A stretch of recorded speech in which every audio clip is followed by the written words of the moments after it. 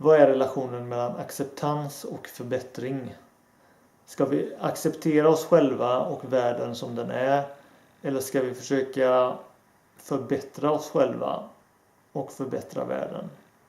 En riktigt sann undervisning som är förnuftig lär ut både acceptans och en uppmuntran till förbättring. Dessa två saker står inte i konflikt, utan acceptans är så att säga ett tillvägagångssätt för att förbättra sig själv. Det värsta som kan ske är att en person försöker förbättra sig själv eller världen genom att sträva i fel riktning, så att problemen ökar. Det som kommer först är kunskap.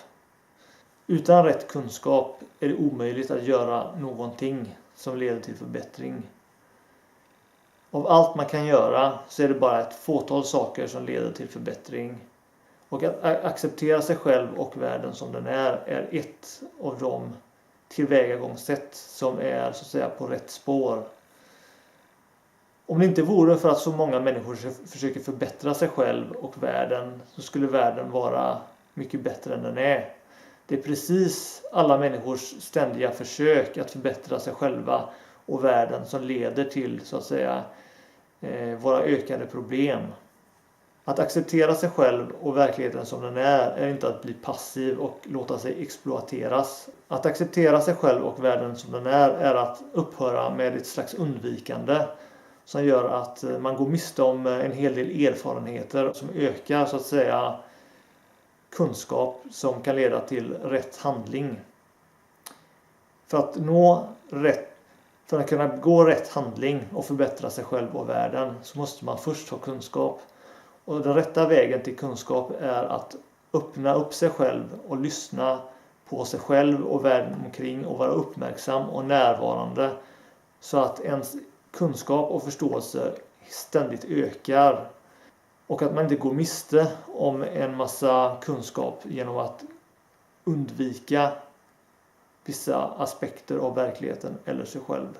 Genom att blunda för dem eller genom att vara intolerant och oacceptera sina egna fel eller andras fel och så vidare. Först när man har skaffat kunskap är det möjligt att agera på rätt sätt och inte sträva i en omöjlig riktning. Så acceptans är så att säga ett tillvägagångssätt. På sätt och vis kan man även säga att det är målet, eftersom när folk slutar sträva, när folk slutar förbättra, så blir det ofta bättre. Eftersom eftersom människor är onöjda med sig själva och världen som de försöker agera och manipulera andra. Och manipulation är så att säga orsaken till exploatering och utnyttjande. Och ingen blir utnyttjad om alla människor accepterar världen och sig själva som den är så att säga. Så att förbättring och acceptans är två sidor av samma mynt. Det är inte en motsägelse, det är inte en fråga om att välja det ena eller det andra, utan det är en fråga om att välja båda och ha tillit till att acceptans leder till förbättring. Och det är särskilt viktigt med sig själv. Det börjar med acceptans av sig själv. Och även där gäller det att inte undvika sig själv, utan man lyssnar på sig själv och försöker att förstå sig själv genom att vara uppmärksam på hur man själv är, genom att observera sig själv, samla in fakta om sig själv, till exempel genom att videofilma sig själv, se hur man låter, hur man agerar och försöka förstå varför andra människor ger en viss typ av smeknamn eller och så vidare, så att man får en mer realistisk bild av sig själv och lär sig på något sätt använda den till sin fördel, att acceptera den innan man kan agera med den på rätt sätt så att säga. Att sträva en felaktig riktning, att försöka vara någonting man inte är och inte kan bli är ett onödigt lidande, är ett onödigt steg i fel riktning. Det är att slå sig mot verkligheten, och det kan inte leda till förbättring av varken verkligheten eller dig själv. Så därför är målet först och främst att acceptera sig själv för att lära känna sig själv. Acceptera världen för att lära känna världen.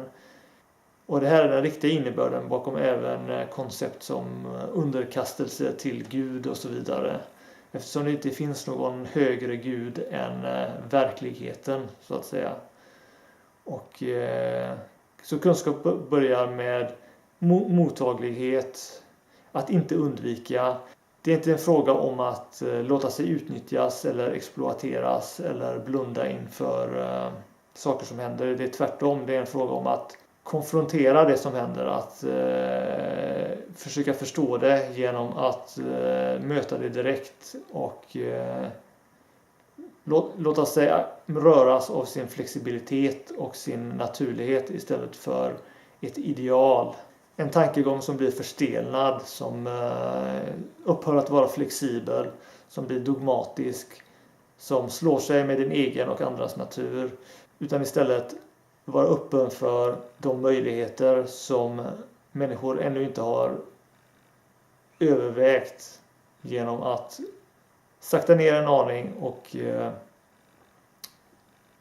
lyssna lite på sig själv och på världen, smaka lite på sig själv och på världen utan några preferenser, utan några önskningar, utan några förväntningar och se vad som dyker upp istället, vad som återstår när förväntningar, antaganden och så vidare tystas i ett ögonblick och istället så försöker vi lyssna som om vi aldrig känt världen eller oss själva tidigare, som om det är första gången vi upplever världen eller första gången vi upplever oss själva och försöka se om vi ser någonting som vi har missat och på så sätt öka vår förståelse, öka vår kunskap och genom rätt kunskap och erfarenhet och förståelse kunna göra någonting som faktiskt är möjligt att åstadkomma och därmed uppnå förbättring genom att inte sträva i en omöjlig riktning utan att sträva i en möjlig riktning, någonting som är fullt möjligt att åstadkomma, som är bra för oss själva och för andra och som ofta är relaterat till acceptans och passivitet. Så var väldigt försiktig om någon bara kommer med en av de här två råden, så att säga. Om någon säger att bara acceptera dig själv, bara acceptera världen som den är utan att så att säga ge en förklaring till varför eller varför det här är bra, så att säga. Och var även misstänksam mot människor som bara kommer med råd om förbättring, hur du ska förbättra dig själv, hur du kan förbättra världen och så vidare. Den flesta rådgivningen som människor ger innehåller ett drag av manipulering. Att vilja få andra människor att gå i en särskild riktning. Att vilja få människor att hjälpa till att stödja ett eget ideal, en egen önskning om hur de tycker att verkligheten borde formas. Hur de vill att samhället ska gå. Som ofta är av ett partiskt särdrag som innehåller en vision, en önskningsbild som innehåller nästan bara deras egna preferenser, som saknar objektiv klarsyn och som är inte intresserade av att förstå utan är intresserade av att förändra. Och de flesta människor tror att det bästa sättet att förändra det är att försöka manipulera andra människor att gå i den riktning som de önskar att människor ska gå. Att anpassa sig till ett visst ideal. Och därmed är deras rådgivning färgad av så att säga det här önskningsfokuset och blir en form av manipulering. Så acceptans är oftare ett bättre råd. Någonting bättre att lyssna på om en lära eller ideologi pratar om att acceptera sig själv och acceptera som världen som den är. Men det är nödvändigt att förstå att acceptans är ämnad att vara ett tillvägagångssätt, ett sätt att lära känna sig själv och världen och öka så att säga kunskapen och även få människor att sakta ner och att inte sträva innan de är redo, innan de förstår vad som kan göras och vad som inte kan göras. Så ha tillit till att acceptans och passivitet är dygder som leder till förbättring och att det inte är någon skillnad på förbättring och acceptans Och tidlös utbildning ämnar att förklara det på ett sådant här sätt där folk blir medvetna om varför idén om acceptans, underkastelse, mottaglighet, icke-preferens, icke-identifiering och så vidare är ett bra tillvägagångssätt, är en bra attityd just för att öka förståelse. Det handlar inte om att ge upp, det handlar inte om att låta sig utnyttjas eller exploateras. Riktig exploatering är snarare att försöka få andra att förändras och att försöka förändra världen genom rådgivning, genom att säga att världen är inte bra som den är, vi måste göra det här och så vidare. Och det är riktig exploatering, det är riktigt utnyttjande. Som inte accepterar vem du är, som håller med om att du borde förändras och att du borde förändras på ett visst sätt. Och detta är som sagt manipulering och utnyttjande. Så kom ihåg att rätt agerande börjar med förståelse, och förståelse är bara möjligt att uppnå genom mottaglighet, genom acceptans, genom att ta in intryck. Ingen vill sträva i en omöjlig riktning, utan vi vill kunna veta vad som är möjligt. Och vägen till att veta vad som är möjligt är att vara öppen, mottaglig, skaffa information, och det gör vi bäst genom att acceptera oss själva och världen som den är. Acceptans och mottaglighet ökar också närvaron i det som händer i världen och i relationer, och det ökar även kärlek. Kärlek kräver närvaro. Utan närvaro så är du fokuserad på önskningar, förväntningar, och allt sånt minskar kärlek istället för att öka den. Målet är inte att bli mindre det man är. Målet är att bli mer det man är. Annars så är man inte så att säga förverkligad. Man känner inte av att man har någon substans. Och om man inte känner av att man har någon substans så känner man sig inte som att man existerar.